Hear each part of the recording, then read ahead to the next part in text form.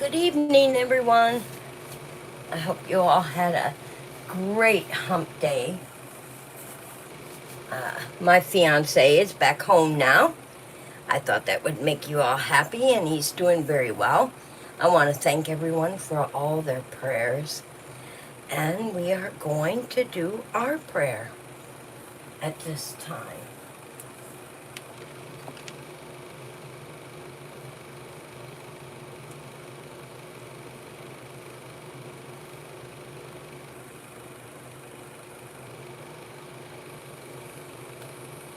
Welcome in, everyone. I want to welcome everyone in. Oh, let me turn my phone back down. There we go. That way I can see the chats. I want to welcome you all in. We are on chapter 13. Oh, it's going to be, hello Paula, it's going to be an exciting chapter. I'm looking forward to it. Tonight's prayer is, teach us to number our days, that we may gain a heart of wisdom. Psalms 90:12. Teach us to number our days, that we may gain a heart of wisdom. How awesome is that? Psalm 90:12. We will put that right down here. Thank you for coming in. I welcome everyone. The book we are reading is The Housemaid by Freida McFadden. And we have made our way to chapter 13.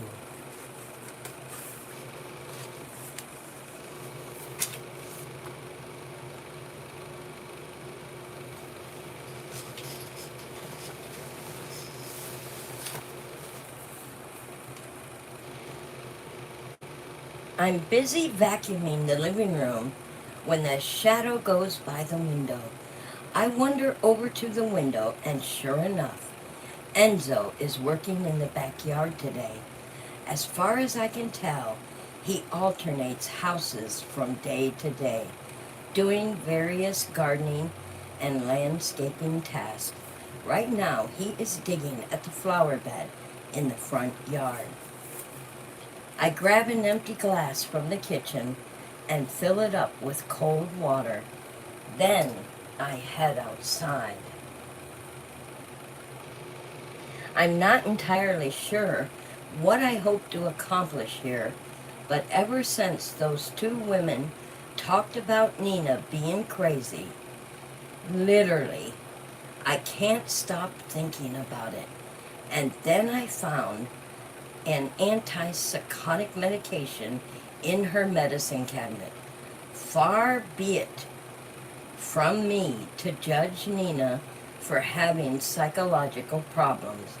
I met my fair share of women struggling with mental illness in prison, but it would be helpful information for me to know. Maybe I could even help her if I understood her better. That's okay, Dee. I'll try again tomorrow, hon. I will definitely try again tomorrow. Just let me know what time. I remember how on my first day, Enzo seemed to be warning me about something. Nina is out of the house, Andrew is at work, and Cecilia is at school. So, this seems like the perfect time to interrogate him. The only tiny complication is that he hardly speaks a word of English. But it can't hurt. And I'm sure he's thirsty and will appreciate the water. When I get outside, Enzo is busy digging a hole in the ground.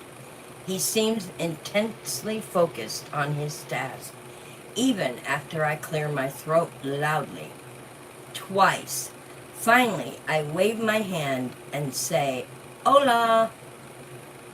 That may have been Spanish again. Enzo looks up from the hole he was digging. There's an amused expression on his lips. "Sio," he says. "Sio," I correct myself, vowing to get it right next time. He has a wee bit of sweat on his t-shirt, which is sticking to his skin and emphasizing every single muscle. And they're not bodybuilders' muscles.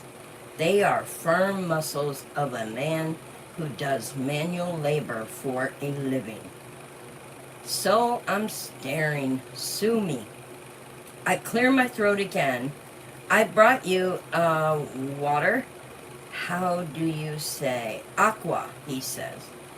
I nod vigorously. "Yes, that. See, we're doing it. We're communicating. This is going to be great." Enzo strides over to me and gratefully takes the water glass. He drains half of it in what looks like a single gulp.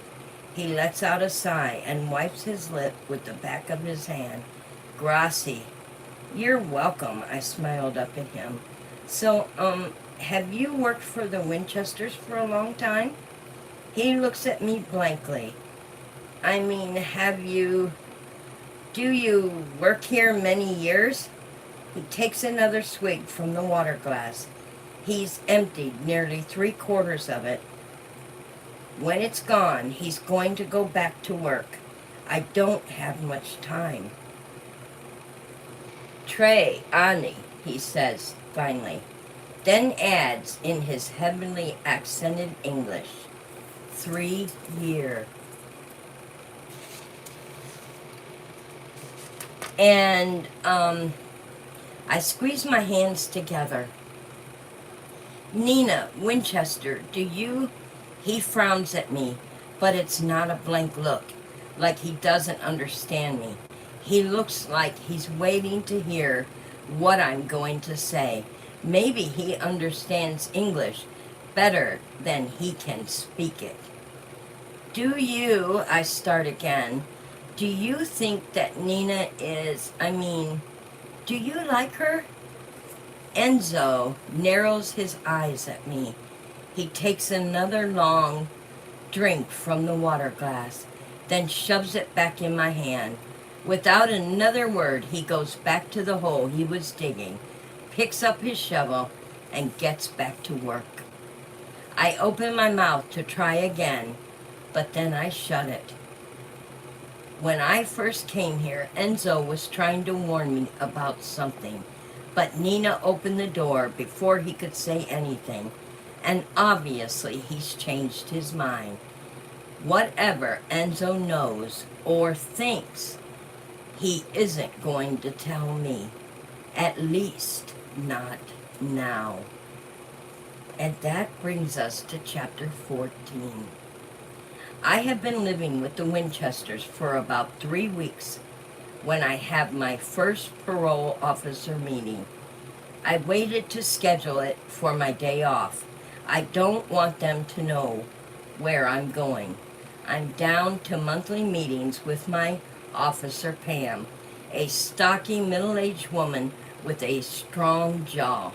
Right after I get out, I was living in housing subsidized by the prison. But after Pam helped me get the waitressing job, I moved out and got my own place. Then, after I lost the waitressing job, I never exactly told Pam about it. Also, I never told her about my eviction. At our last meeting, a little over a month ago, I lied through my teeth. Lying to a parole officer is a violation of parole. Not having a residence and living out of your car is also a violation of parole. I don't like to lie, but I didn't want to have my parole revoked and go right back to prison to serve the last 5 years of my sentence. I couldn't let that happen. But things have turned around. I can be honest with Pam today. Well, almost. Even though it's a breezy spring day, Pam's small office is like 100 degrees. Half the year, her office is a sauna. And the other half of the year, it's freezing. There's no in between. She's got the small window wenched open, and there's a fan blowing the dozens of papers around her desk. She has to keep her hands on them to keep them from blowing away. Millie, she smiles at me when I come in. She's a nice person and generally seems like she wants to help, which makes me feel all the worse about lying to her. Good to see you. How's it going? I settle down into one of the wooden chairs in front of her desk. Great. That's a bit of a lie, but it's going fine. Good enough, nothing to report. Pam rifles through the papers on her desk. I got your message about the address change. You're working for a family in Long Island as a housekeeper? That's right. You didn't like the job at Charlie's? I chew on my lip. Not really. This is one of the things I lied to her about, telling her that I quit the job at Charlie's, when the reality is they fired me. But it was completely unfair. At least I was lucky enough that they quietly fired me and didn't get the police involved. That was the part of the deal. I go quietly and they don't involve the cops. I didn't have much of a chance. If they had gone to the police about what happened, I would have been right back in prison. So I didn't tell Pam I got fired, because if I did, she would have called them to find out why. And then, when I lost my apartment, I couldn't tell her about that either. But it's fine now. I have a new job, a place to live. I'm not in danger of being locked up again. And my last appointment with Pam, I was sitting on the edge of my seat. But I feel okay this time. I'm proud of you, Millie, Pam says. Sometimes it's hard for people to adjust when they have been incarcerated since they were teenagers. But you're doing great. Thank you. No, she definitely doesn't need to know that month when I was living in my car. So how's the new job, she asked. How are they treating you? I rub my knees. It's fine. The woman I work for is a bit, eccentric. But I'm just cleaning. It's not a big deal. Another thing that's a slight lie. I don't want to tell her that Nina Winchester has been making me increasingly uncomfortable. I searched online to see if she herself had any kind of record. Nothing popped up, but I didn't pay for the actual background check. Anyway, Nina is rich enough to keep her nose clean. Well, that's great, Pam says. How's your social life?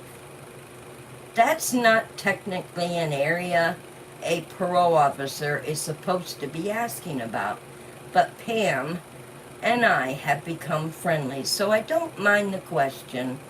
Non-existent. She throws back her head and laughs so that I can see a shiny feeling in the back of her mouth. I understand if you don't feel ready to date yet, but you should try to make some friends, Millie. Yeah, I say, even though I don't mean it. And when you do start dating, she said, don't just settle for anyone. Don't date a jerk just because you're an ex-con.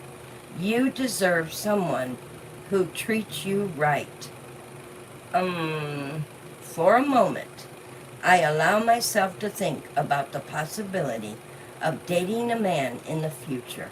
I close my eyes, trying to imagine what he might look like. Unbidden, the image of Andrew Winchester fills my head with his easy charm and handsome smile. My eyes fly open. Oh no, no way can I even think it. Also, Pam adds, you're beautiful. You shouldn't settle.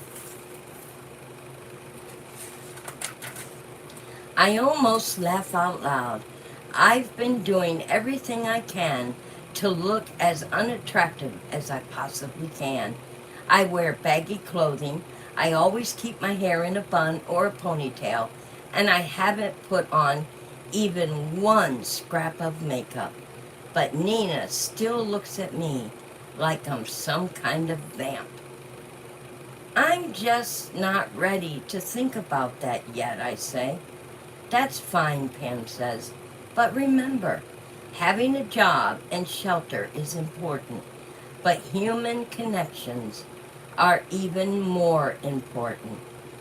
She might be right, but I'm just not ready for that right now. I have to focus on keeping my nose clean. The last thing I want to do is end up back in prison. That's all that matters. I have trouble sleeping at night.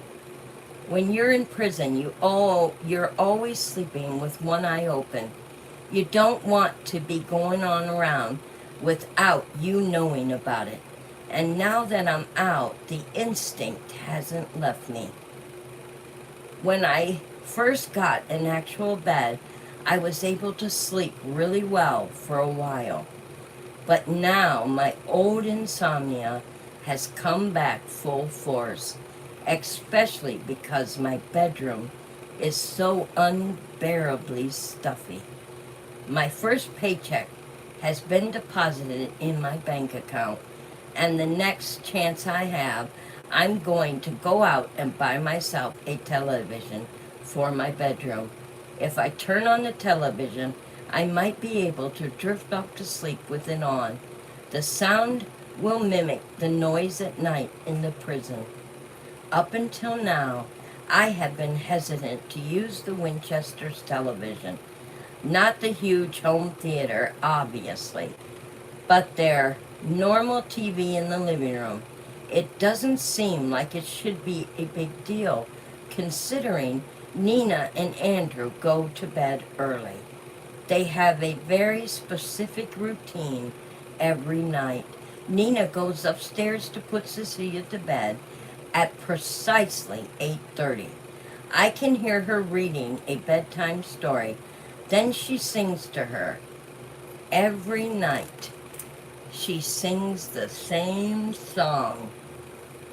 Somewhere Over the Rainbow from The Wizard of Oz. Nina doesn't sound like she has any vocal training, but there's something strangely haunting, beautiful about the way she sings to Cecilia. After Cecilia goes to sleep, Nina reads or watches television in the bedroom. Andrew follows upstairs not long after. If I come downstairs after 10 o'clock, the first floor is completely empty. So this particular night, I decided to take advantage. This is why I'm sprawled out on the sofa, watching an episode of Family Feud. It's nearly 1 in the morning, so the high energy level of the contestants seem almost bizarre. Steve Harvey is joking around with them, and despite how tired I am, I laugh out loud when one of the contestants gets up to demonstrate his tap dancing skills. I used to watch the show when I was a kid, and I always imagined going on it myself. I'm not sure who I would have invited to go with me. My parents, me, that's 3. Who else could I have invited? Is that Family Feud? I jerk my head up. Even though it's in the middle of the night, Andrew Winchester is somehow standing behind me, as wide awake as the people on the television screen. Damn. I knew I should have stayed in my room. Oh, I say, I'm sorry. I didn't mean. He arches an eyebrow. What are you sorry for? You live here too. You have every right to watch the television. I grab a pillow from the couch to conceal my flimsy gym shorts that I had been sleeping in. Also, I'm not wearing a bra. I was going to buy a set for my room. It's fine to use our monitor, Millie. You probably won't get much reception up there anyway. The whites of his eyes glow in the light of the television. I'll be out of your hair in a minute. I'm just grabbing a glass of water. I sit on the couch, clutching the pillow to my chest, debating if I should go upstairs. I'm never going to fall asleep now because my heart is racing. He said he was just getting some water, so maybe I can stay. I watch him shuffle into the kitchen, and I hear the tap running. He comes back into the living room, sipping from his water glass. That's when I notice he's only got on a white undershirt and boxers, but at least he's not shirtless. How come you pound water from the sink? I can't help but ask him. He plops down next to me on the sofa, even though I wish he wouldn't. What do you mean? It would be rude to jump off the sofa, so I just scoot down as far as I can. The last thing I need is for Nina to see the two of us getting cozy together on the sofa in our underwear. Like you didn't use the water filter in the refrigerator. He laughs. I don't know.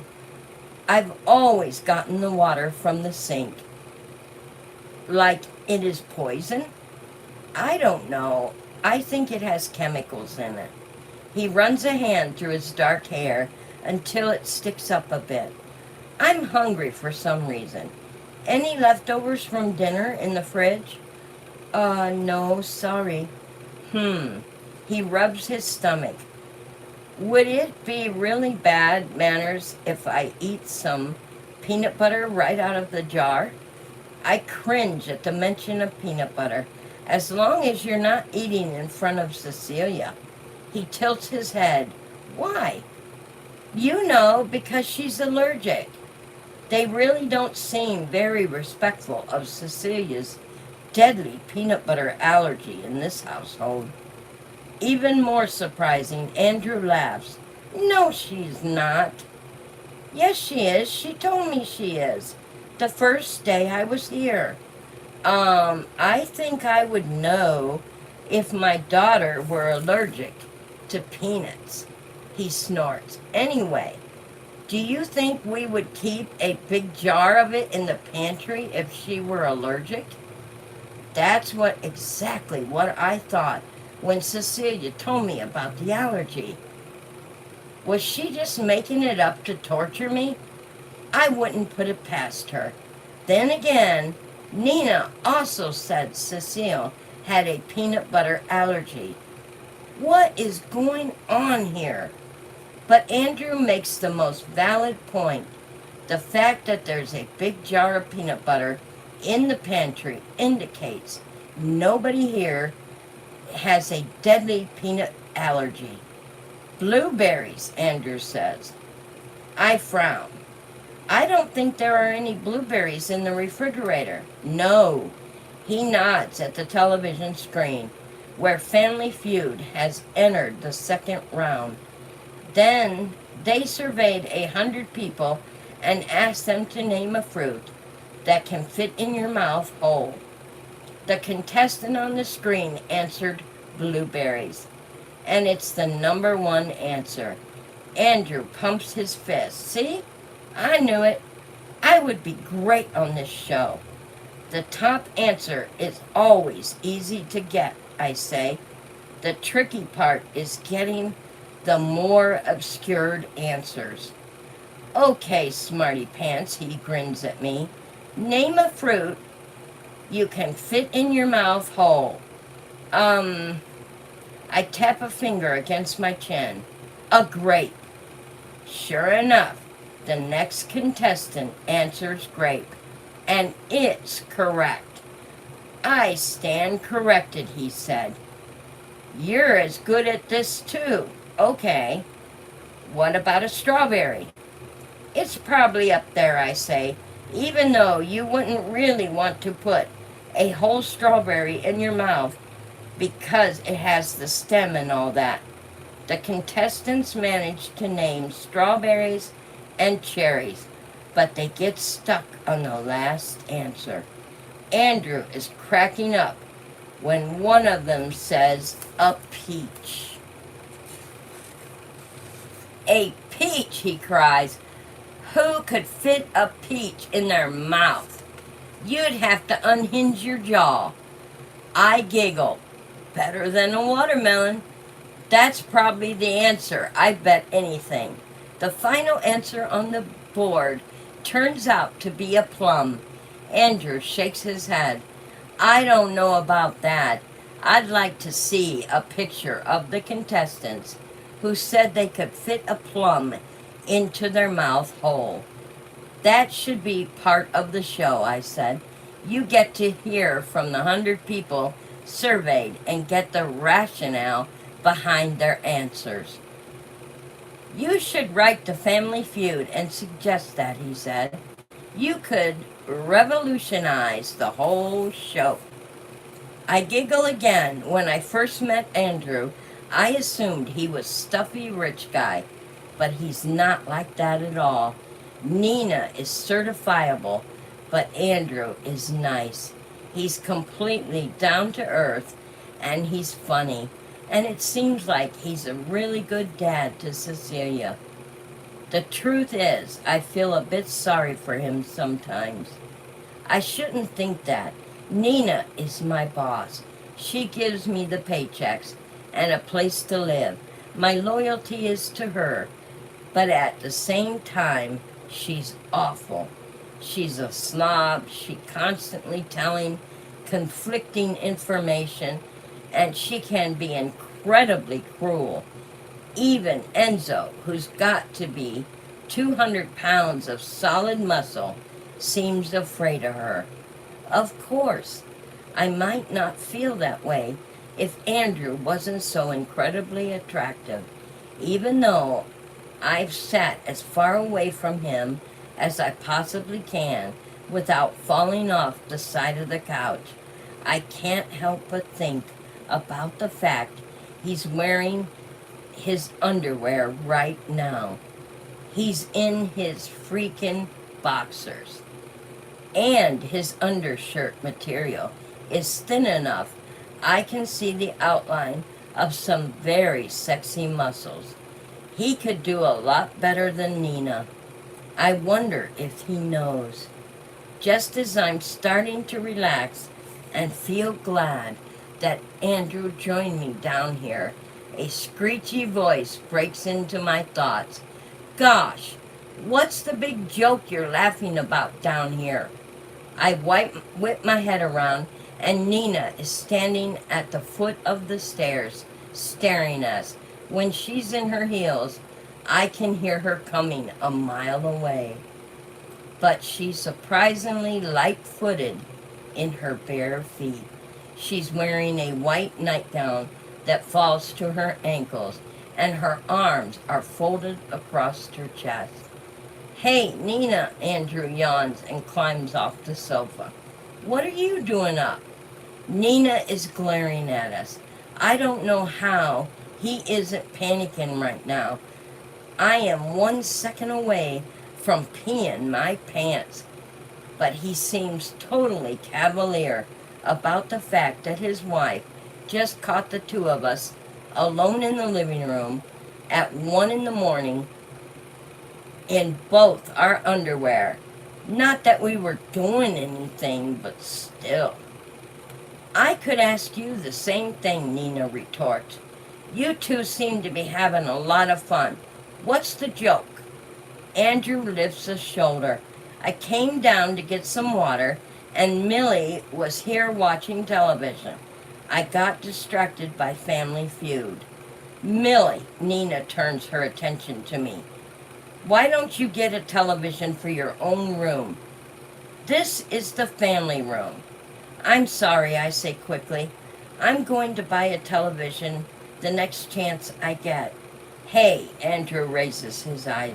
What's wrong with Millie watching a little television down here if nobody's around? Well, you're around, and she wasn't bothering me. Don't you have a meeting first thing in the morning? Nina's eyes bore into him. Should you really be awake watching television at 1 in the morning? He sucks in a breath, and I held my own breath, hoping for a minute that he's going to stand up to her. But then his shoulders sag. You're right, Nina. I better turn in. Nina stands there, her arms folded across her ample chest, watching Andrew trudge up the stairs. Like he's a child she's sending up without his supper. It's unsettling to see the extent of her jealousy. I get up from the couch as well, shut off the TV. Nina is still lingering at the base of the stairs. Her eyes rake over my gym shorts and tank top, my lack of a bra, and again it strikes me how bad this looks. But I thought I would be all alone down here. Millie, Nina says, in the future, I expect you to wear appropriate attire around this house. I'm so sorry, I say for the second time. I didn't think anyone would be awake. Really, she snorts. Would you just wander around any stranger's house in the middle of the night because you assume they won't be around? I don't know what to say to that. This is not a stranger's house. I live here. Alibit in the attic. No. Please stay up in the attic after bedtime, she said. The rest of the house is for my family. Do you understand? I understand.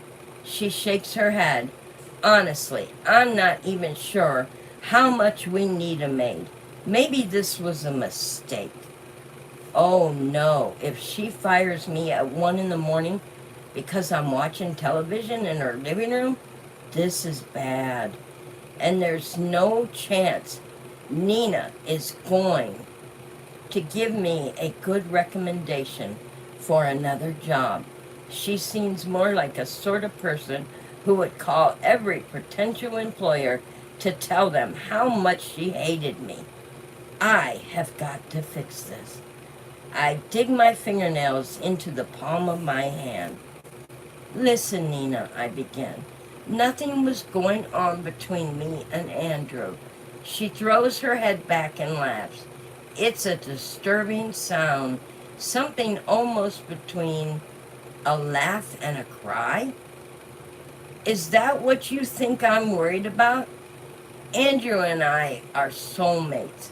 We have a child together, and soon we'll have another baby together.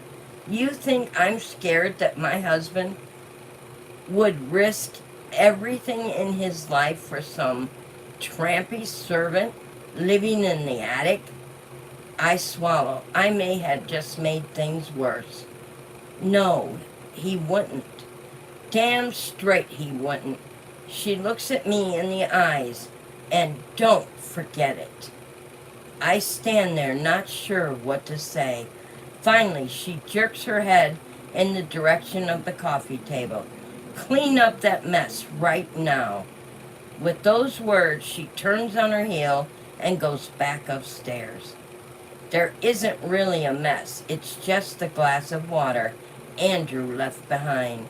My cheeks burn with humiliation as I walk over to the coffee table, snatch up the glass. The bedroom door slams upstairs, and I look down at the glass in my hand. Before I can stop myself, I hurl it to the ground. It smashes spectacularly on the floor. Glass goes everywhere.